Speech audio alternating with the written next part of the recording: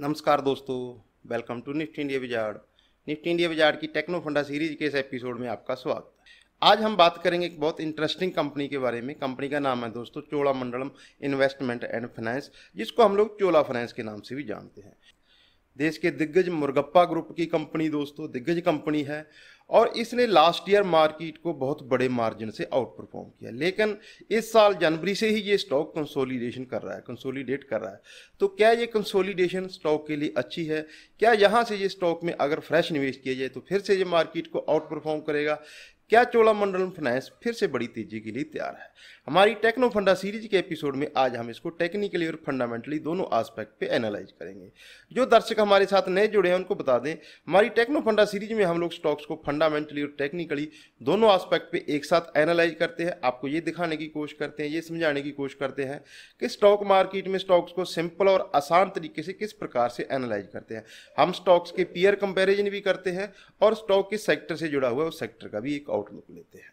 तो आपसे निवेदन है वीडियो पूरा देखें ताकि चोलामंडलम फाइनेंस के ऊपर आपको हमारी कंप्लीट रिसर्च समझ में आ सके। चैनल पे नए हो दोस्तों तो वीडियो लाइक करें, चैनल को सब्सक्राइब करें, साथ ही बेल आइकन का बटन दबाएं ताकि आपको आने वाली हर अपडेट सबसे पहले मिल सके। बात करते हैं चोलामंडलम फाइनेंस के बारे में दोस्तों। चोलामंडलम फाइनेंस 1970-80 में स्टार्ट हुई। चोलामंडलम फाइनेंस की बात करते हैं दोस्तों। चोलामंडलम फाइनेंस 1978 में स्टार्ट हुई। मुरगप्पा ग्रुप की दिग्गज कंपनी है दोस्तों। ये vehicle loan, home loan against property, SME loan, advisory service में भी काम करती है दोस्तों, स्टॉक ब्रोकिंग और variety of other financial instrument में भी ये कंपनी काम करती है। चोलामंडलम की देश भर में दोस्तों 1100 प्लस ब्रांचेज हैं। 65,000 करोड़ रुपए की इसकी लोन बुक है। चोलामंडलम फाइनेंस दोस्तों दिग्गज मुरगप्पा ग्रुप की कंपनी है। मुरगप्पा ग्रुप साउथ ईस्ट इंडिया में दोस्तों बड़ा ग्रुप माना जाता है, बड़ा कॉरपोरेट ग्रुप माना जाता है, बड़ी इसकी रेपुटेशन है। मुरगप्पा ग्रुप की बात करें तो 110 साल 120 साल पुरानी कंपनी है ये दोस्तों। 29 बिजनेस में ये काम करती है। 10 कंपनियां इसकी स्टॉक मार्केट में लिस्टेड है। 50,000 से ज़्यादा कंपनी के एम्प्लॉई हैं। 40,000 करोड़ रुपए की ज़्यादा का ये वैल्यू का स्टॉक है, वैल्यू का ग्रुप है और ऑल इंडिया इसकी प्रेजेंस है। मुरगप्पा ग्रुप की अगर बात करते हैं चोला फाइनेंस की। चोला फाइनेंस दोस्तों 42,030 करोड़ रुपए की मार्केट कैप है। लास्ट ईयर इसने 9,583 करोड़ रुपए की रेवेन्यू किया। 18 रुपये 86 पैसे की ईपीएस है। P ratio 18। इतनी बड़ी तेजी के बावजूद भी स्टॉक दोस्तों बहुत बढ़िया वैल्यूएशन पे ट्रेड कर रहा है। पी रेशियो इसका 18 है, बुक वैल्यू इसकी 116 रुपये है। फाइनेंशियल की बात करें, लास्ट ईयर इसमें 9,500 करोड़ रुपए की रेवेन्यू की, 6,725 करोड़ रुपए का एबिटा था। नेट प्रॉफिट 1,520 करोड़ रुपए का था। नेट प्रॉफिट मार्जिन लगभग 16% था। और हमारे दर्शक जो हमें जानते हैं, जो फॉलो करते हैं और जो दर्शक नए जुड़े हैं, हम इस सीरीज में दोस्तों एक सिंपल कैलकुलेशन, सिंपल पैरामीटर करते हैं। बहुत कम्प्लेक्स कैलकुलेशन में नहीं जाते। स्टॉक ने कितनी रेवेन्यू की, कितना प्रॉफिट किया, कितना मार्जिन था, ये चीज़ें हम लोग समझने की कोशिश करते हैं। प्रेजेंस की बात करें चोलामंडलम फाइनेंस की दोस्तों, तो वैसे तो इसकी प्रेजेंस है वो ऑल इंडिया में, लेकिन जो ग्रुप है वो साउथ इंडिया सेंट्रिक माना जाता है। पर चोला फाइनेंस की खासियत क्या है कि इसकी सबसे ज़्यादा जो रेवेन्यू, सबसे ज़्यादा ब्रांचेज वो महाराष्ट्र में है। शेयर होल्डिंग पैटर्न देख लेते हैं दोस्तों। प्रमोटर की शेयर होल्डिंग ऑलमोस्ट 52% है। कंट्रोलिंग स्टेक है दोस्तों। एफआईज की जो इसमें होल्डिंग है वो 17% के आसपास है। डीआईज की होल्डिंग 5% है। पब्लिक होल्डिंग इसमें लगभग 8% है। रेवेन्यू की जैसा कि हमने चर्चा की, कंटिन्यूस इसकी revenue year on year growth हो रही है दोस्तों। वैसे ही इसका प्रॉफिट है। लास्ट ईयर FY20 में कोरोना वायरस की वजह से थोड़ा डिप आया, बट इसका जो प्रॉफिट है वो continuous year on year growth कर रहा है। पिछले साल दोस्तों banking and finance south east Asia की बहुत दिग्गज मैगजीन है दोस्तों, जो दुनिया भर के जो साउथ ईस्ट एशिया के जो फाइनेंशियल और बैंकिंग इंस्टीट्यूट है उन पर रिसर्च करती है। उसने इंडिया की 50 NBFC के ऊपर एक रिपोर्ट निकाली, जिसमें चोलामंडलम फाइनेंस को दोस्तों देश की 50 सबसे जो बेहतरीन NBFC थी उनमें से 9th रैंक दिया गया।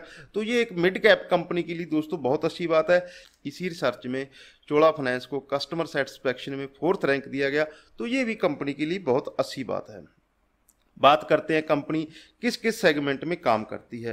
कंपनी दोस्तों vehicle loan, LAP loan against property, home loan, SME loan, agri loan, security segment में भी काम करती है। तो ये इसकी सेगमेंट है, किस सेगमेंट से कितनी रेवेन्यू आती है। ज़्यादातर इसकी रेवेन्यू दोस्तों व्हीकल फाइनेंस से आती है, और व्हीकल फाइनेंस में भी इसकी जो मोस्ट ऑफ दी रेवेन्यू है वो सेकंड हैंड व्हीकल जो फाइनेंस करती है उससे इसकी रेवेन्यू आती है। ये आपकी स्क्रीन पे किस सेगमेंट में इसकी कितनी रेवेन्यू आती है। तो ये हमने इसका फंडामेंटल चेक ले लिया दोस्तों। इतनी बढ़िया, इतने दिग्गज ग्रुप की ये कंपनी फिर भी बहुत रीजनेबल वैल्यूएशन पे ट्रेड करती है। लास्ट ईयर इसमें 120 रुपये के लो लगे और इस साल इसने 600 रुपये के हाई लगाए। 600 रुपये के हाई लगाने के बाद इस साल ये जनवरी से ही स्टॉक कंसोलिडेट करा। तो अब हम इसका टेक्निकल एस्पेक्ट चेक करेंगे दोस्तों। टेक्निकल एस्पेक्ट चोलामंडलम फाइनेंस का बहुत शानदार है। एक चीज आपको एक्सप्लेन करेंगे दोस्तों, गुजराती भाषा में बोलते हैं भाव भगवान से। प्राइस सब कुछ है, आपको अगर प्राइस एनालाइज करना आ गया तो मार्केट को आपको एनालाइज करना आ गया। प्राइस को किस प्रकार से एनालाइज करते हैं। 2018 में हमारी मार्केट में करेक्शन स्टार्ट हो गई थी। ऑफिशियल करेक्शन हमारी मार्केट्स में 2018 से स्टार्ट हो गई थी। हालांकि इंडेक्स जो थे निफ्टी, बैंक निफ्टी, ये कुछ दिग्गज शेयरों की वजह से ऊपर टिके रहे, बट ब्रॉडर मार्केट में बड़ी करेक्शन थी। 80% ऑफ द स्टॉक्स ने 2018 को ही अपने हाई टच कर लिए थे, लेकिन चोला फाइनेंस उसमें एक्सेप्शन था। इसने 2018 के बाद भी लगातार अपना अप ट्रेंड जारी रखा। 2020 तक स्टॉक में लगातार अप ट्रेंड जारी रहा। 2020 में मार्च में जिस प्रकार से कोरोना वायरस की वजह से हमारे मार्केट्स में गिरावट आई, तो उसमें भी चोलामंडलम जो चोला फाइनेंस था वो एक्सेप्शन नहीं था। 50% की गिरावट इसमें भी आई और ये 120 रुपये तक फिसल गया। लेकिन दोस्तों जो असली चमत्कार हुआ वो उसके बाद हुआ। ये चोला फाइनेंस जो हाल ही में डेरिवेटिव, जिसमें हमारे देश का जो निफ्टी फाइनेंस इंडेक्स है उसमें डेरिवेटिव ट्रेडिंग स्टार्ट हुई है, उसका हिस्सा है।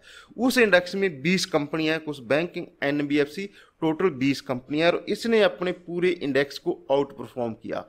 ये अपने लोअर लेवल से 500% के रिटर्न इसने पिछले एक साल में दिए। 120 रुपए का लो लगाने के बाद 600 रुपए के हाई लगाए, तो लोअर लेवल से 5 गुना बड़ा। बहुत कम स्टॉक्स मार्केट में ऐसे थे लास्ट ईयर जो अपने लोअर लेवल से 5 गुना बड़े। इसी इंडेक्स में इसके जो सेकंड और थर्ड नंबर पे थे वो थे बजाज ट्विंस, वो अपने लोअर लेवल से 4 गुना बड़े, बजाज फाइनेंस और बजाज फिनसर्व। इसने उन दोनों दिग्गजों को आउट परफॉर्म किया। तो किसी स्टॉक की दोस्तों अगर हमें अंडर परफॉर्मेंस और आउट परफॉर्मेंस देखनी है तो उसकी बहुत ज़्यादा आपको कॉम्प्लेक्स कैलकुलेशन की जरूरत नहीं होती है। किसी भी स्टॉक को, इंडेक्स को एनालाइज करने का तरीका होता है कि उसने मार्केट को किस प्रकार से परफॉर्म किया, आउट परफॉर्म किया है, अंडर परफॉर्म किया है। यही किसी स्टॉक की स्ट्रेंथ नापने का दोस्तों एक सिंपल और आसान पैरामीटर होता। तो हमने देखा इसने लास्ट ईयर मार्केट को बड़े मार्जिन से आउट परफॉर्म किया। ये आपकी स्क्रीन पे जो चार्ट थे ये मंथली चार्ट्स थे। अब आते हैं दोस्तों हम लोग वीकली चार्ट्स पे। हमारे देश में स्टॉक मार्केट में जितने भी एक्टिवली स्टॉक है, एक्टिवली ट्रेडेड स्टॉक हैं, 95% स्टॉक्स का दोस्तों लास्ट ईयर मार्केट में जब लो लगे 24 मार्च को, तो उसी समय मार्केट में सभी स्टॉक्स के लो लगे। उसके बाद इसमें बड़ी रैली हुई, बड़ी रैली के बाद स्टॉक 600 रुपये तक चला गया। लेकिन फरवरी में जब मार्केट्स में निफ्टी ने नया हाई लगाया 12,430 रुपये का, तो उस समय इसमें हाई लगे 600 रुपये के। उसके बाद क्या हुआ, ये कंटिन्यूस एक कंसोलिडेशन फेज में चला गया। पिछले 6 महीने से 500 और 600 की प्राइस में ये कंसोलिडेट कर रहा है। अभी ये स्टॉक अपने हाई से 15% करेक्ट हुआ है। और हमारी जो टेक्नो फंडा सीरीज का जो मेन थीम है दोस्तों, ये थीम ही यही है कि हम लोग बाय ऑन डिप की स्ट्रेटजी का इस्तेमाल करते हैं। अच्छे स्टॉक्स को, अच्छे अप ट्रेंड वाले स्टॉक्स को, अच्छे फंडामेंटल वाले स्टॉक्स को बाय ऑन डिप पे किस प्रकार से इन्वेस्ट किया जाता है, निवेश किया जाता है, उसको ही हम लोग ये बताने की कोशिश करते हैं। हम अपने वीडियोज में अक्सर बोलते हैं आप ट्रेडर हो, ट्रेडर मेंटलिटी के हो, तो आपके लिए ये वीडियो नहीं है। हमारे देश में ज़्यादातर लोग दोस्तों ट्रेडिंग और ट्रेडिंग से जुड़ी टेक्निक्स की बात करते हैं। इन्वेस्टमेंट की टेक्निक्स ना तो जानने वाले ज़्यादा हैं ना बताने वाले ज़्यादा हैं। तो हमारा जो नज़रिया है दोस्तों, हमारी कोशिश है कि दर्शक स्टॉक मार्केट में निवेश करके बड़ा मुनाफा कमाएं। कैसे कमाएं, वही टेक्निक्स हम आपको बताने की कोशिश करते हैं। तो स्टॉक ने 6 महीने कंसोलिडेट किया। अब कंसोलिडेशन का इसको बेनिफिट कहाँ मिला? बेनिफिट मिला है दोस्तों इसको वीकली आरएसआई में। वीकली आरएसआई का हम किस प्रकार से इस्तेमाल कर सकते हैं दोस्तों इन्वेस्टमेंट में वीकली आरएसआई का, उसके ऊपर हमने एक डेडिकेटेड वीडियो बनाया हुआ। बाय ऑन डिप के ऊपर भी हमने एक डेडिकेटेड वीडियो बनाया हुआ। दोनों वीडियो के डिस्क्रिप्शन में आपको लिंक मिल जाएंगे।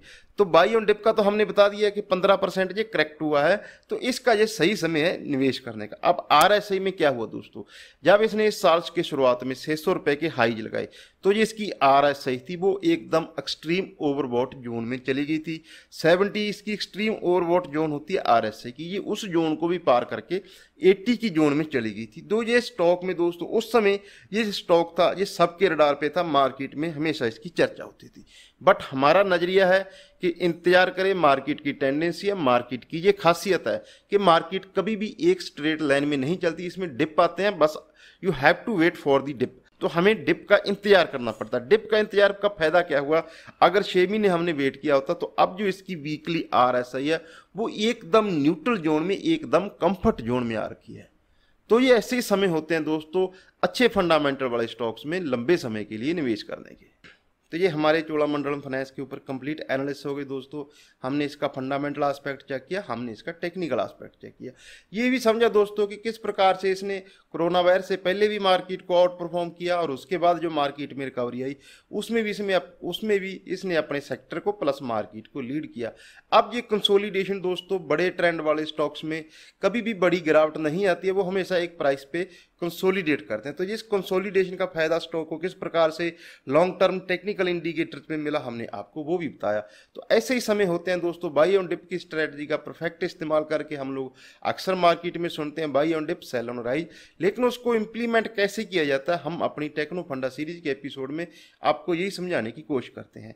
ये जो हमारी सीरीज है दोस्तों, ये एक एजुकेशनल सीरीज है। हम हमेशा बताते हैं कि हमारा जो मकसद है वो आपको ये समझाना है कि स्टॉक्स को किस प्रकार से हर पैरामीटर पे आप लोग सिंपली एनालाइज कर सकते हो।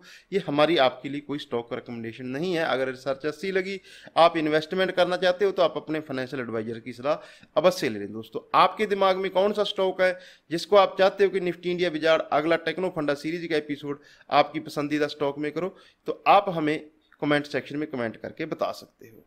कोर्स अच्छी लगी दोस्तों वीडियो लाइक करें, चैनल को सब्सक्राइब करें ताकि निफ्टी इंडिया विजार्ड की हर एपिसोड की नोटिफिकेशन आपको सबसे पहले मिल सके। अपना और अपनों का ख्याल रखें। नमस्कार दोस्तों।